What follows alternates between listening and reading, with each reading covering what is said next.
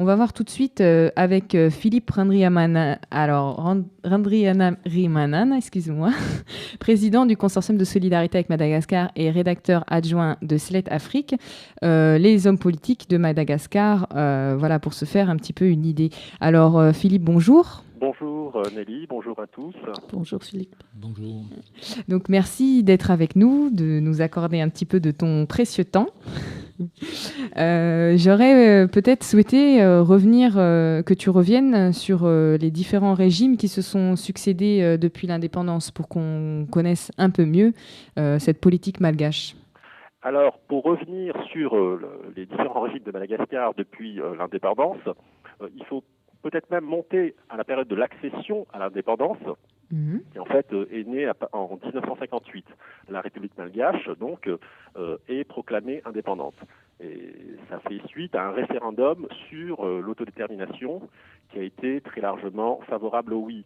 Mais on parle d'une indépendance octroyée à cette époque. Et la question peut se poser, parce que les revendications multiples d'aspiration à l'indépendance ont été rejetées par la métropole, y compris au lendemain de la Deuxième Guerre mondiale.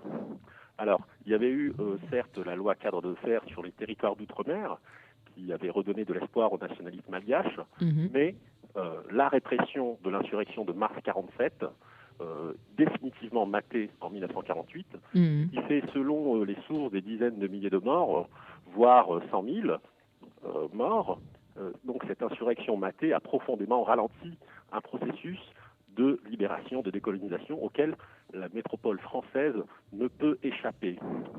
Suite à mars 1947, donc, 3 députés malgaches à l'Assemblée nationale française, en dépit de leur immunité, sont arrêtés en tant que responsables de l'insurrection et ils seront condamnés lourdement à mort ou à perpétuité ou aux travaux forcés et en fait seront exilés. Et ils ne reviendront sur l'île qu'en 1960, c'est-à-dire un mois après l'indépendance. Donc la période nouvelle qui s'ouvre avec l'indépendance est fortement marquée de l'empreinte de la France, une marque qui est présente dans les institutions qui reflètent l'héritage français dans l'État postcolonial à Madagascar. Alors, de 1960 à 72, donc, c'est le premier président malgache, et Philibert Tsiranane. C'est un instituteur. Il est élu en 1959 par l'Assemblée constituante avec son parti, le Parti social-démocrate, le PSD. Il est réélu pour la première fois au suffrage universel en 1965. Cette première république de Madagascar, c'est un État post-colonial sous la tutelle de la France. Les accords de coopération franco-malgache sont signés le lendemain. Ils prévoient, en matière de défense, l'intégration dans le système défensif français, en politique étrangère. Il est question d'harmonisation. Et sur le plan économique et financier, Madagascar intègre la zone franc. Donc, les performances économiques sont incontestables de cette première république, notamment en rapport à l'autosuffisance alimentaire, voire en termes d'exportation agricole. Et sur le plan de l'éducation, un effort d'alphabétisation des populations rurales est conséquent. L'école primaire se développe dans la plupart des villes et villages. Des lycées sont créés ainsi que l'université de Tana, dans Tananarive, la capitale. Mais la présence française, dont les intérêts à Madagascar sont prépondérants, cristallise la contestation contre le régime. Aussi, parce que des postes de responsabilité sont confiés aux Français, ou encore le fait qu'il y ait des présences militaires sur la base navale, aéronavale de Diego Suarez au nord, en Tirana, au nord de l'île, ou encore les parachutistes qui sont près de la capitale, à Ivat. Ce sont autant d'éléments qui sont dénoncés par l'opinion publique malgache et qui donc cristallisent cette contestation contre le régime tyrannan et contre l'État PSD, parce que c'est le parti du président domine sans partage et il est traversé d'ailleurs par des affaires de corruption et par des dissensions internes. Juste une question, c'est une époque en Afrique en général où c'est le parti unique. Est-ce qu'à Madagascar, c'était aussi la même chose, le seul parti unique qui est légal, ou est-ce qu'il y avait la possibilité pour d'autres partis d'être aussi légalisés? Il y avait la possibilité pour d'autres partis d'exister, sauf que le nettoyage avait été fait avant la proclamation de la République, je puis dire. C'est-à-dire qu'il y avait eu ce mouvement de 47 ceux qui ont été considérés comme les responsables sont un parti qui est considéré comme nationaliste, patriotique, qui s'appelle le MDRM et qui a été laminé, interdit à la suite de la répression. Donc ça a été un coup très dur, 47. Plus personne ne pouvait lever la voix, oser s'opposer à la France. C'était donc le contexte, c'est un peu ça, quoi. Cet État PSD, ce parti du président de la Première République qui donc règne sans partage, quoi.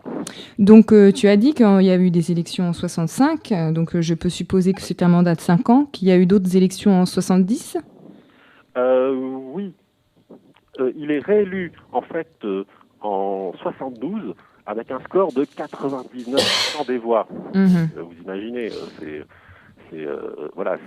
ça veut tout dire sur quel type d'élection et quel niveau de démocratie existe dans cette république-là. Oui, c'est certain. Et en fait, un peu avant, en 1971, donc, il va y avoir une révolte importante, primordiale, paysanne, dans le sud du pays, menée par un leader nationaliste qui s'appelle Moon Zadzaon, à la tête de son parti Monima, de tendance maoïste, et qui est lui aussi sévèrement, cette révolte paysanne du Sud est sévèrement réprimée. Donc là, le régime ne fait pas de cadeau, quoi. Il est à bout, le président est affaibli par la maladie, mais voilà, c'est... Et la même année, donc, de l'élection, en 72, donc, c'est des étudiants qui amplifient la contestation avec des grèves à l'université de Tana. Et c'est au mois de mai, dans la nuit du 12 au 13 mai, qu'il y a une manifestation massive devant l'hôtel de ville et 400 étudiants sont arrêtés et déportés au bagne de Noussi-Lave. Donc cette date du 13 mai est importante, d'ailleurs on l'entendra souvent jusqu'à aujourd'hui, c'est une date symbolique, puisque c'est celle de cette insurrection étudiante, 72, de cette répression et l'arrestation de tous ces jeunes. Et c'est le lâchage, c'est la chute du régime, quoi. Le régime qui est lâché par l'armée. Et il faut savoir qu'il y a tout de même une répression policière importante à Tana avec des dizaines de morts. Donc. Et c'est grève générale à partir du 15 mai. Donc le 13 mai, c'est une date charnière, celle de la fin de cette première république, fin qui est scellée par la révolte des étudiants et avant elle, celle des paysans. Et donc Tirana, le président, le vieux président, remet les pleins pouvoirs à un militaire, un général, Gabriel Ramanatsou, qui est le chef d'état-major des armées. Donc voilà, c'est la fin de la Première République. Mais on rentre dans une période de transition, voilà, la première transition, qui va durer 3 ans, en fait, jusqu'en 75, et qui est une transition mouvementée, une transition fiévreuse, on va dire, puisqu'elle est révolutionnaire, une transition aussi qui est militaire, puisqu'elle est dirigée par un directoire militaire. Son objectif, donc, c'est la rupture avec la France. Donc, les symboles sont très forts. En 73, c'est les accords de coopération qui sont renégociés sous la direction du ministre des Affaires étrangères de l'époque, qui est un certain Didier Ratsirac, qui est alors capitaine de frégate. Et Madagascar sort de la zone franc et les troupes françaises quittent l'île définitivement en 75. Mais donc c'est une période aussi mouvementée et marquée par une tentative de coup d'État, mais aussi par l'assassinat d'un Premier ministre, à savoir le colonel Ratimandrav, le 11 février 1975, 6 jours seulement après qu'il ait reçu les pleins pouvoirs. Tout ça pour dire que ce crime politique, dont on ne sait pas vraiment encore, il y a eu un procès, mais on ne sait pas vraiment qui avait tout intérêt à éliminer Ratimandrav. Et donc, il se trouve que, à la suite de cet assassinat, un directoire militaire est formé, et au sein duquel un homme prendra le dessus sur les autres grâce à son charisme. C'est Didier Ratsirac, qui sera donc élu chef de l'État et président du Conseil suprême de la Révolution. Car c'est bien ça l'époque, c'est la République socialiste qui est en marche, avec donc l'adoption par référendum d'une charte de la Révolution qu'on va appeler le bout qui mène, le livre rouge. Et en fin de décembre 1975, donc, Madagascar devient officiellement une république démocratique. Et on rentre donc dans la deuxième république, la République démocratique socialiste. Dirigée par Ratsirac, donc. Alors, ça commence par une vague de nationalisation massive qui touche le secteur des banques, des assurances, la compagnie marseillaise de Madagascar aussi, en 1975, des sociétés pétrolières et d'import-export. Donc voilà, c'est un programme socialiste, quoi. Le pays veut diversifier sa coopération. On parle de diplomatie tous azimuts, et notamment c'est se tourner vers les pays de l'Est, avec des accords de coopération scientifique et culturelle, avec l'URSS notamment. Cette révolution socialiste met en place une politique aussi de malgachisation de l'économie, mais de la culture aussi, hein. Et de la culture, oui, et dans l'enseignement. Donc voilà, c'est des thèmes de rupture avec l'ancienne métropole coloniale, une période aussi de nationalisme et de patriotisme qui aura des effets d'ailleurs pas toujours probants, quoi.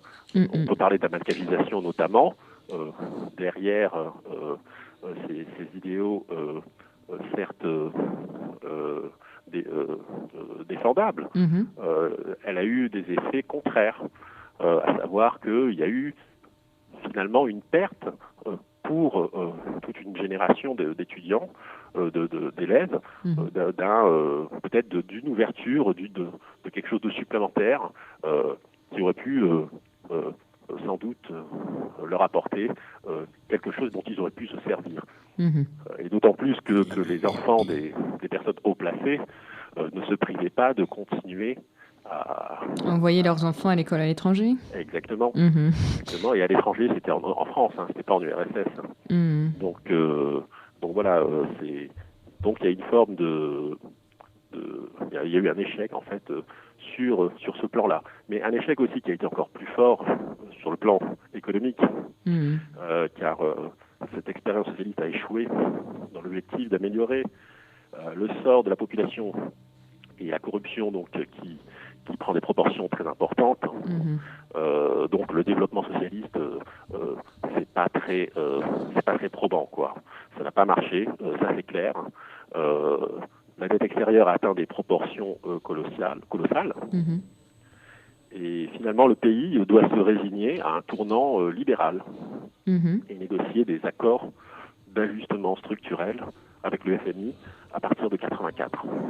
D'accord. Et sur le plan des libertés, donc, le bilan est aussi sombre. Certes, il y a un multipartisme, il faut le reconnaître d'ailleurs. On est dans une république démocratique socialiste, mais il y a un multipartisme dans le cadre d'une charte révolutionnaire.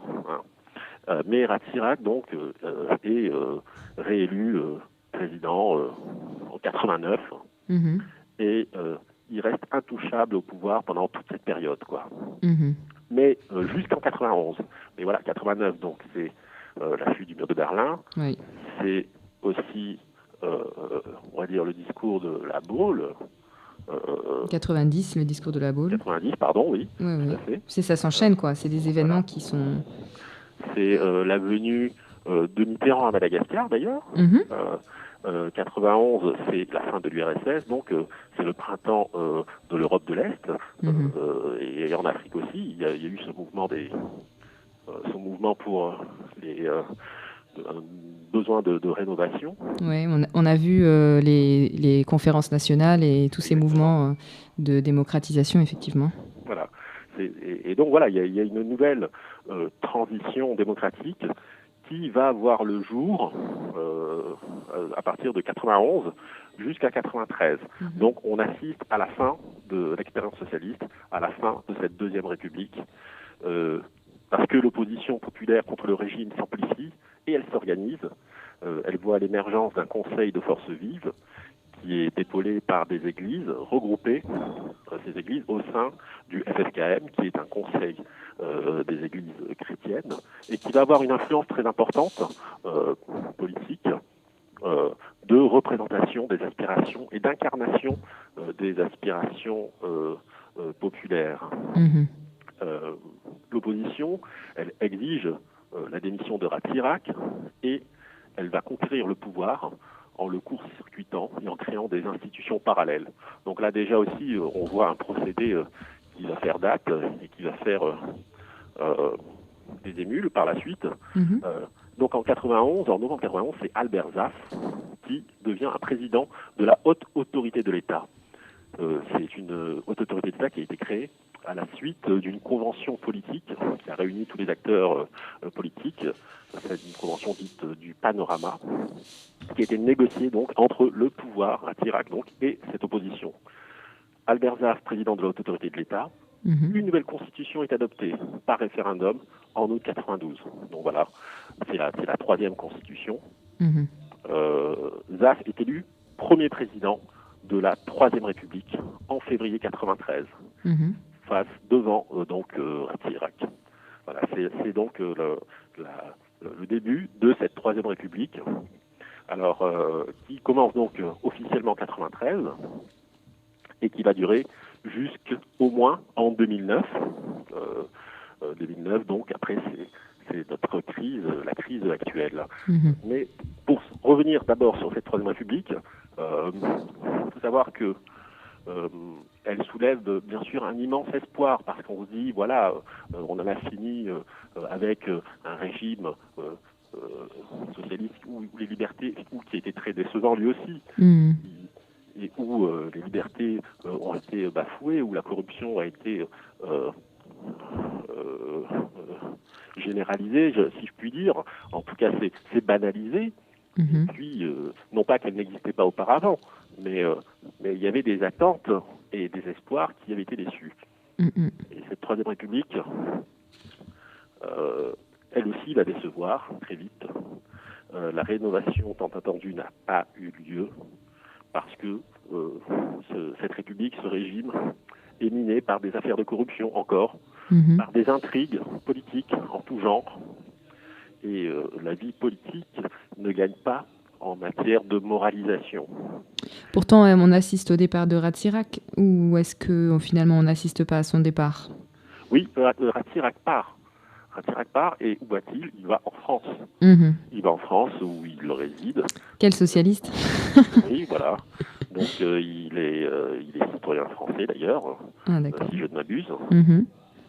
Et donc il a sa résidence en France mais Zaf donc ne s'en sort pas. Zaf, c'est un chirurgien, c'est un médecin, un brillant médecin, mais c'est un homme qu'on a surnommé l'homme au chapeau de paille. Donc ce qui voulait laisser démontrer qu'il était assez proche finalement du peuple, mais voilà. Mais ça suffit pas pour arriver à gérer une politique, c'est quand même quelque chose d'assez complexe. Voilà, ça n'a pas suffi. Non plus, ça ne l'a pas, prémunis peut-être prémunis de toutes sortes de tentations et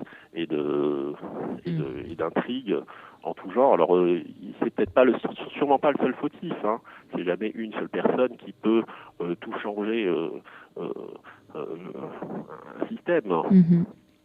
Mais voilà, il est en responsabilité et donc il porte de grosses responsabilités. Et il est empêché par le Parlement. Voilà, il est empêché par le Parlement pour ses affaires. Donc, après un bref intermède, finalement, il y a une élection présidentielle pour succéder à cet empêchement.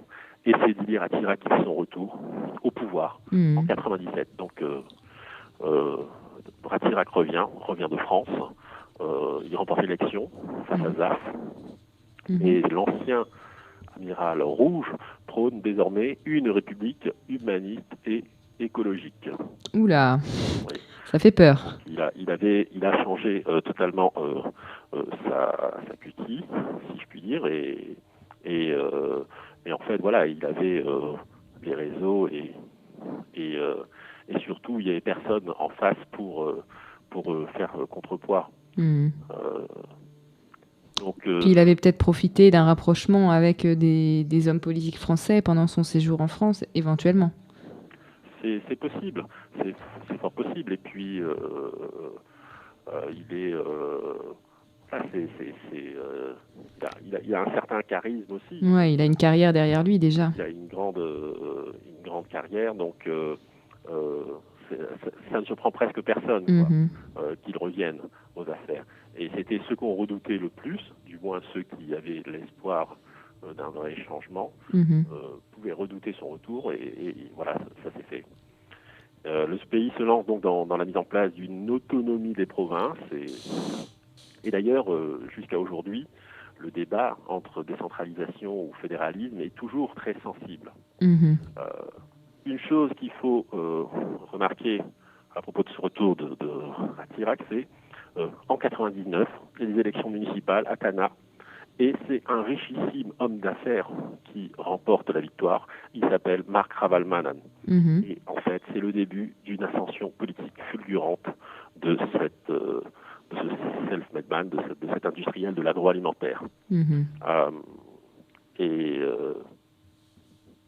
Cela va se jouer lors de l'élection de décembre 2001, l'élection présidentielle.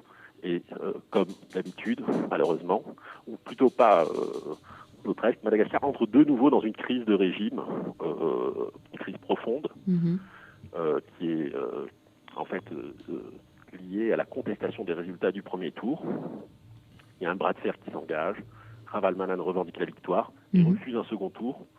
Voilà, blocage, 6 mois de confrontation marqués par des manifestations de masse à Tana, qui donnent lieu à des heurts, une grève générale lancée par Ravalomanan. Ravalomanan qui est le challenger, hein, donc. La crise aiguë donne lieu à une lutte sans merci, avec des barrages qui sont instaurés, un blocus de la province de Tananarive, la province centrale, qui est organisé par les 5 autres provinces qui font sécession. Alors imaginez, et qui reconnaissent une autre capitale, Tamatave. C'était une crise mémorable aussi. Et finalement, Ravalomanan remporte la partie après une rapide victoire militaire, parce qu'il y a eu des forces militaires qui ont été utilisées. Et ce dernier, donc, sur les forces pro-Ratsira. Et Ratsira, donc, et ses proches prennent la direction de l'exil et, encore une fois, ils se dirigent en France. Donc, 2001-2002, c'est l'avènement de Ravalomanan à l'issue d'une crise qui dure plus de 6 mois et qui va mettre à genoux l'économie du pays. Mais là encore, certains veulent croire que c'est une victoire pour avancer, pour quelque chose de mieux, pour un changement. Alors, on ne sait pas quel changement.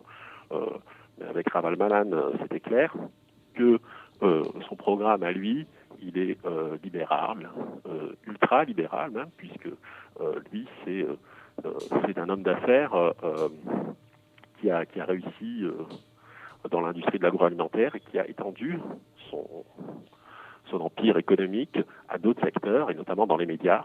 Et tout ça fait que c'était le seul en mesure de battre Horace Chirac. Donc voilà, nous sommes en 2002. C'est une nouvelle ère qui commence, celle de Ravalomanana, qui jouit. Alors lui, il promet un développement rapide et durable, rien que ça. Et il prend sa propre réussite comme un exemple à suivre pour le pays. Et c'est vrai que ça peut faire mouche auprès de gens de voir quelqu'un qui a réussi aussi bien. Bien sûr.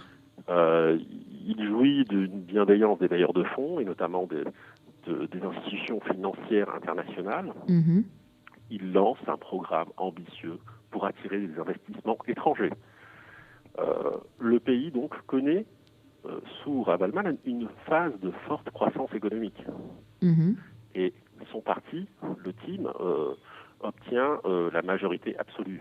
Mais l'opposition dénonce, elle, une emprise totale sur l'économie malgache avec des conflits d'intérêts évidents du président et de ses biens. Le président qui d'ailleurs avait dit le président Ravalomanana qui disait qu'il dirigerait Madagascar comme une entreprise. C'est-à-dire un peu le mode de gestion et l'univers dans lequel il évolue. Ravalomanana est accusé de faire fructifier avant tout ses propres intérêts, qui prospèrent, et qui dicteraient ses choix politiques. Par exemple, lors de la détaxation des produits importés, ou encore lors de l'entrée dans le marché de la SADC, la communauté de développement d'Afrique australe. On a vu quelques points tout à l'heure de l'économie malgache sous Ravalomanana, et je crois que Marc voulait te poser une question. Est-ce que ce bilan économique qui semble positif, est-ce qu'il a bénéficié au peuple malgache ? C'est difficile de dire qu'il a bénéficié au peuple. Après, c'est une question de proportion. Certains disent, certes, Ravalomanana en a profité, mais le peuple aussi a pu en profiter, alors que d'autres, alors que peut-être que les régimes précédents ne redistribuaient pratiquement rien, quoi. Mais c'est très difficile de dire que la population en a profité. Disons que sur des termes un peu macroéconomiques, on crédite à Madagascar, à Ravalomanana, d'avoir fait reculer certains indices de pauvreté, mais tout ça c'est assez subjectif. Et puis il y a aussi un climat politique. C'est difficilement supportable d'être privé de toute fenêtre d'expression, et il y a eu vraiment un sentiment d'étouffement qui a joué en sa défaveur finalement. Mais oui, je suis pas très convaincu sur le fait que la population en ait profité. Alors est-ce que ça demandait plus de temps? Est-ce que c'est difficile à dire, mais ce qui est sûr, c'est que l'enrichissement un peu insolent des affaires du président ne pouvait que lui porter préjudice. Et déranger, quoi. Et est-ce que donc c'est ça qui a favorisé la montée en puissance de ce jeune homme politique qui finalement aujourd'hui est à la tête de l'autorité de transition? Oui, parce que c'est sans doute ça, mais finalement Andradouel, il a un peu le même profil que Marc Ravalomanana. C'est un homme d'affaires, c'est pas un homme politique. C'est quelqu'un qui a commencé, qui a débuté en ravissant la mairie de la capitale, qui était d'ailleurs le fief de Ravalomanana, y compris quand il était président. C'était son parti, le TIM, qui était aux commandes. Et la grande réussite, la grande Andradouel, c'est, en 2008, d'être élu maire de Tana contre le candidat du président. Mais donc Andradouel prend donc la mairie. C'est un jeune homme d'affaires qui a un profil semblable à Raval et qui va même suivre son exemple pour contester le pouvoir. Car finalement, la crise qui va s'ouvrir avec l'opposition Andradouel et Marc Raval-Malan, elle naît de revendications de liberté, notamment en raison de la fermeture d'une chaîne de télé, la télé Viva, du jeune maire de Tana. Et voilà, c'est vraiment le déclencheur officiel de la contestation et de la révolte du jeune maire de Tana qui demande la réouverture de sa chaîne de télé. Et bien sûr, il lance un ultimatum et derrière lui, il y a toute l'opposition, du moins tous ceux qui sont marginalisés dans la vie politique malgache sous Raval-Malan, à savoir les exilés, bien sûr, et on peut comprendre pourquoi.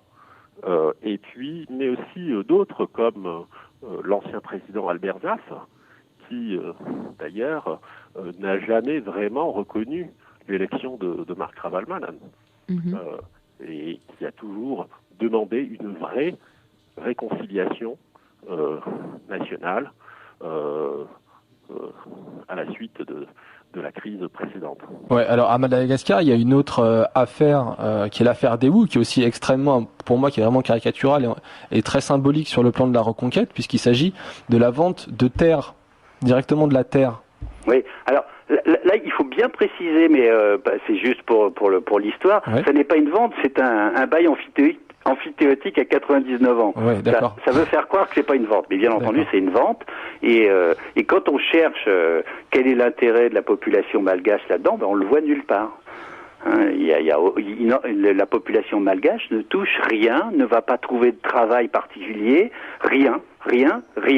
Et tout ce qui est proposé par Daewoo et qui est accepté par le gouvernement, à l'époque c'était Ravalomanan, c'était quelques infrastructures, des routes, quelques écoles, quelques puits sûrement, donc des petits cataplasmes humanitaires, mais rien de costaud, rien qui donnerait du travail. Alors ok, il y aura un peu de travail pour quelques malgaches, mais on va mettre des tracteurs de 300 chevaux pour produire quoi? Pour produire du maïs qui va servir à quoi? Le maïs à nourrir les cochons, les veaux, les vaches et les poules coréennes, et puis du jatropha pour faire du carburant pour nourrir les voitures coréennes.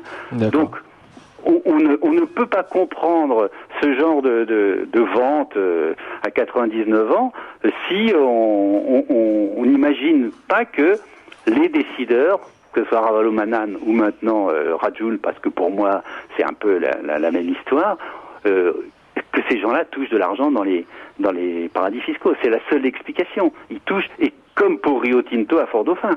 Je veux dire, les paradis fiscaux permettent de leur verser des sommes énormes, et donc leur intérêt, et à ce moment-là, ils reversent d'ailleurs, à mon avis, à leur famille et une partie de la bourgeoisie, leur intérêt, c'est de brader les richesses au profit des transnationales, dont ils deviennent eux-mêmes certainement actionnaires. Et ce n'est plus du tout de défendre la population. Eux n'ont aucun intérêt à défendre la population.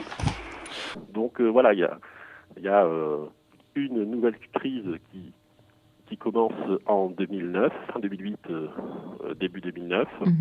Et là, donc, on revient, comme Marc avait fait, cette chronologie, cette logique jusqu'au boutiste des uns et des autres, qui va être émaillée de violence, de graves débordements. Puis il y a eu aussi la marche des partisans de Andradouel devant le palais présidentiel, la fusillade, les tirs contre les manifestants et une trentaine de morts, quoi, abattus en plein cœur de Tana. Donc là, on avait la crise a pris un tournant sanglant et finalement ce sera la fin de Raval qui va être lâché par l'armée. Salut, donc c'est Paris France Afrique sur 106.3 FM jusqu'à 19h. Aujourd'hui, on va parler de Madagascar, unité. Donc on va essayer de voir un petit peu avec nos invités quelles sont les étapes politiques de cette crise, les acteurs locaux et les conséquences sur la société malgache. On a avec nous Marc Raymond de Survie Haute-Savoie. Bonjour Marc. Bonjour. La crise de 2009 éclate suite à plusieurs faits. Le projet de location sur 99 ans de 1,5 million d'hectares de terre arables à la société sud-coréenne Daewoo provoque une levée de boucliers sur l'île, mais aussi en international. C'est vrai qu'on en a entendu parler, peut-être certains de nos auditeurs aussi ont entendu parler, quelques articles dans les médias qui étaient sortis à l'époque. Il y a un deuxième événement qui a provoqué un peu l'irritation de beaucoup de gens, c'est l'achat du jet présidentiel d'un coût exorbitant de 60 millions de dollars US, qui est vécu comme une véritable provocation. Et puis également la lourde condamnation de l'ancien président Ratsirak, condamnation sans avis et sans fondement légal et judiciaire. Tout ceci exacerbe les réactions de l'opposition et donne une sorte de légitimation à la contestation. Alors, Antananarivo, le maire de la capitale, Rajoal, mène la contestation en mettant en cause sa politique de mainmise sur l'économie malgache et sa pratique autoritaire. Début 2009, la contestation s'embrase et entraîne des saccages de magasins et la radio MBS qui appartiennent à Ravalomanan. Le 7 février 2009, c'est ce qu'on a appelé le samedi rouge. La garde présidentielle tire sur la foule qui marchait sur le palais présidentiel, responsable, selon la Croix-Rouge, de 71 morts et 698 blessés. En mars 2009, l'armée rejoint le mouvement et prend le palais présidentiel d'assaut, où ne se trouve pas Ravalomanan. Le 17 mars 2009, Ravalomanan, sous la pression des militaires, passe le pouvoir à un directoire militaire présidé par le vice-amiral Ramarosson. Il transmet, au bout de quelques heures, les clés du pouvoir à André Rajoal, qui devient ainsi le président de la haute autorité de la transition. Oui, alors elle a eu un rôle déterminant dans cette crise 2009, car l'armée va basculer dans un camp et va faire tomber le pouvoir. Elle va basculer comment ? Avec une mutinerie qui aura lieu le 8 mars dans une base qui se trouve dans la banlieue de la capitale, une base qui s'appelle celle du Capsat, qui en fait où il y a pas vraiment beaucoup d'hommes, mais où il y a un arsenal important, celui de la capitale. Donc c'est un lieu stratégique. Et ces mutins donc se rangent derrière le maire de la capitale, qui pourtant avait perdu un peu de terrain, j'allais dire, car donc il faisait des grands rassemblements, manifestations dans la capitale, mais devant l'intransigeance et la violence même des forces de l'ordre, il n'y avait pas d'issue, quoi. Il n'y avait pas d'issue. Et finalement, cette mutinerie a, on va dire, fait basculer, elle a débloqué, elle a fait basculer le rapport de force. Qu'est-ce qui dénonçait ces mutins officiellement ? Ils dénonçaient l'usage abusif de la force contre des manifestants. Ils dénonçaient aussi, ça c'est la présence de conseillers étrangers qui auraient été recrutés par Ravalomanan. Et puis il y avait aussi des contentieux assez importants au sein de cette institution militaire contre le président, parce que il n'avait pas respecter aussi les règles de hiérarchie au sein de l'armée, en donnant des promotions à certains et en la refusant à d'autres. Donc il y avait des aigreurs, des choses qui remontaient aux périodes précédentes. D'accord. Alors donc il y a eu cette mutinerie du 8 mars, et ensuite cette mutinerie qui va prendre le dessus sur la hiérarchie militaire, les plus hautes hiérarchies, le chef d'état-major, et il va y avoir des soldats qui prennent de force, des soldats, des sous-officiers et quelques officiers et des soldats qui forcent le ministre de la Défense à démissionner. Et là, on voit des images édifiantes où on voit des troupes en train de destituer leur chef, leur général, et il n'y a pas de réaction en face. Il n'y a pas de réaction du reste de l'armée, donc voilà, c'est une défaite sur toute la ligne pour le camp de Raval, qui est lâché par l'armée et qui finalement va être acculé à la démission, au départ. Et c'est ce qu'il va faire au mois de mars 2009 en publiant cette ordonnance. Et il va transmettre le pouvoir à qui ? À des militaires, à 3 généraux qu'il a choisis en fonction de leur grade et de leur ancienneté, et aussi bien sûr en fonction de leur soutien officiellement à lui-même. Mais voilà, c'était, semble-t-il, beaucoup trop sensible, une responsabilité beaucoup trop lourde, et les généraux en question vont tout de suite remettre ce pouvoir à Andrade. Alors cet épisode-là qui est crucial, qui détermine le fait qu'on parle de coup d'État ou pas dans la crise malgache, ça s'est déroulé à Tana, devant le corps diplomatique. C'était, imaginez, un moment crucial, celui de passation de pouvoir. Et qu'est-ce qu'on a vu ? On a vu des militaires en colère rentrer dans la salle et mettre une pression énorme sur les dépositaires du pouvoir, ces quelques généraux, qui ont été, faut le dire, malmenés, qui ont été mis sous pression et qui ont été même emmenés dans une caserne, quoi. Et à l'issue de cet épisode très mouvementé, le pouvoir a été transmis à Andrade le jour même. Donc voilà, ça a été assez bref comme épisode. Et le lendemain, il y a eu un vernis institutionnel qui a été donné à cette passation, si je puis dire, à ce coup. Un vernis institutionnel avec la haute cour constitutionnelle qui va valider par ordonnance cette passation. Nous, les Malgaches, nous avons 3 problèmes. Le petit déjeuner, le déjeuner et le dîner. Voilà comment Pascal résume la situation.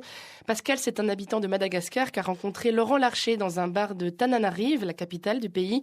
Laurent Larcher est mon invité, grand reporter cette semaine, journaliste au quotidien La Croix. Bonjour à vous. Bonjour. Alors, un nouveau président a été récemment investi à Madagascar. Il s'appelle Heri, je vous laisse le prononcer. Alors, Radzonarimanpianina. Voilà, on va l'appeler Heri par son prénom, ça vous va ? Très bien. Et toute la question, bien sûr, c'est de savoir si ce nouveau président va parvenir à sortir son pays de la misère dans laquelle il est enfoncé depuis de longs mois, même de longues années. On date à peu près les choses à 2009, Laurent Larcher, depuis cette crise politique de 2009. Oui, il y a vraiment un tournant dans l'histoire politique et économique de Madagascar, 2009. Un coup d'État renverse le président Marc Ravalomanana. Il est contraint de s'exiler en Afrique du Sud.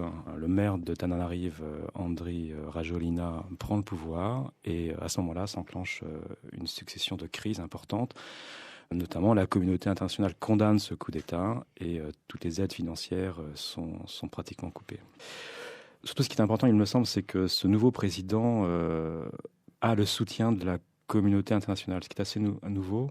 Il y a vraiment un pari de la communauté internationale pour faire de ce président une chance pour Madagascar. Dans l'histoire malgache, le président élu a été soutenu par l'auteur du coup d'État 2009, Andry Rajoelina. Alors, Andry Rajoelina, il faut le savoir également, a été exclu du processus électoral par la communauté internationale, donc il ne pouvait pas se présenter. Donc il a présenté plusieurs personnages, dont il manœuvre en coulisses. Voilà, absolument. Et Héry a été présenté par certains comme un peu l'homme lige d'Andry Rajoelina. À vous entendre, c'est vraiment la continuité, ce n'est pas du tout une rupture que ce nouveau pouvoir en place. Non, vous savez que le président élu a été le ministre du budget et des finances d'Andry Rajoelina, donc à ce titre-là, il a participé à la gouvernance, je dirais presque à la mal-gouvernance de la Grande Île de 2009 à 2013. Alors vous le disiez, le nouveau président est largement soutenu par la communauté internationale. Oui. Qu'en pensent les Malgaches que vous avez rencontrés pendant ce reportage ? La plupart sont totalement déçus, ou je dirais, comme le dit l'entame du sujet, la première préoccupation des Malgaches, c'est de trouver de quoi se nourrir tous les jours. Il y a une telle gabegie, un tel comportement des élites économiques et surtout politiques de ce pays que la plupart des Malgaches sont totalement désespérés par leur classe politique. À la dernière élection présidentielle, je crois que un peu moins de 50% des gens se sont déplacés pour élire leur nouveau président. Donc la plupart n'y croient pas beaucoup. Vous décrivez dans vos reportages pour La Croix une pauvreté terrifiante dans les quartiers les plus populaires de Tananarive, la capitale malgache. Mais la situation est, semble-t-il, aussi très préoccupante dans les quartiers qui sont moins pauvres, ceux dont la route est goudronnée, ceux dont les immeubles sont les moins insalubres. La misère, elle est partout aujourd'hui à Madagascar ? Oui, il y a un chiffre terrible donné par la Banque mondiale. Selon elle, 92% des Malgaches vivraient avec moins de $2 par jour. Et ils étaient 68% en 2005. Donc vous voyez, le décrochage économique et social est absolument terrible dans ce pays. La Banque mondiale estime même que Madagascar est le pays le plus pauvre du monde aujourd'hui. Ouais. Donc voilà, donc c'est un pays qui vit dans une extrême pauvreté. Elle n'est pas toujours apparente, mais dès que l'on rentre en discussion avec les uns et les autres, les Malgaches vous racontent toujours des histoires terribles. Quand je dis qu'elle n'est pas apparente, j'exagère un peu parce qu'elle se voit beaucoup dans les rues malgré tout. J'étais très frappé la dernière fois que j'y suis allé par le nombre de personnes qui dormaient dehors sur les trottoirs. Ça, c'est assez étonnant. Par la violence également que cela génère, une extrême violence entre les uns et les autres. Par tout ce qui est lié au trafic, parce que du coup, les gens facilement rentrent dans l'économie souterraine. Par la prostitution. Évidemment, elle est en pleine explosion. Enfin, on a le sentiment que cette île sombre de jour en jour dans les cercles de l'enfer. Vous parlez, Laurent Larcher, de décrochage politique, économique. C'est la durée de cette crise, évidemment, qui pose problème, parce que 2009, ça commence à remonter. Donc ce putsch, voilà, c'est pas une première dans l'histoire géopolitique. Ce qui frappe vraiment, c'est qu'on ne s'en sort jamais de cette crise malgache. Non, il y a un gros problème de malgouvernance dans le pays, une élite qui s'auto-alimente elle-même, qui détourne les biens publics à son propre profit. Des hommes politiques qui sont exclus par la communauté internationale, mais qui continuent à piloter les élections. Qui ont été sanctionnés en tout cas, et qui continuent évidemment à tirer les ficelles derrière, mais comme malheureusement souvent en Afrique, en tout cas en Afrique subsaharienne, on a quand même des régimes qui sont des apparences démocratiques et on retrouve toujours une forme de groupe qui privatise au fond le pouvoir à leur propre profit. D'autant qu'à Madagascar, il a d'énormes richesses. C'est un sol extrêmement riche. Du point de vue de l'agriculture, on plante une graine, elle pousse immédiatement. Enfin, c'est très. Mais aussi du point de vue de ses richesses minières, en pierres précieuses. Il y a aussi tout le littoral avec l'activité maritime. Enfin, il y a vraiment de quoi en faire une petite Suisse de la région. On se demande un peu d'ailleurs pourquoi la communauté internationale soutient ce nouveau président, Héry, qui est l'incarnation de l'ancien homme fort, Rajoelina. Ils n'ont pas beaucoup de choix, je crois, parce que parmi les candidats, il n'y avait quand même pas de grands candidats, me semble-t-il. Et puis Héry, malgré tout, bien qu'il, sans aucun doute, il a dû au mieux fermer les yeux sur un certain nombre de trafics en tant que ministre du budget de Rajoelina, il a des compétences. Enfin, la directrice de la Banque mondiale présente sur place me disait que, notamment, il a su tenir son budget, qu'il n'a pas accentué la dette du pays. Il fait preuve d'une grande rigueur. Elle le qualifie de technocrate faisant de la politique. Donc voilà. Ce qui est censé être une qualité. Plutôt pour elle, oui. Vous êtes optimiste sur l'avenir de Madagascar, Laurent Larcher ? Il y a un pari autour de ce président. Maintenant, il faudra des années, voire des dizaines d'années pour... Vous imaginez 92% de la population vivant sous le seuil de pauvreté. C'est une situation qui est tellement gigantesque que la situation ne pourra pas se résoudre en quelques années, mais il faudra 30 ou 40 ans pour espérer que cette île aille mieux. Oui.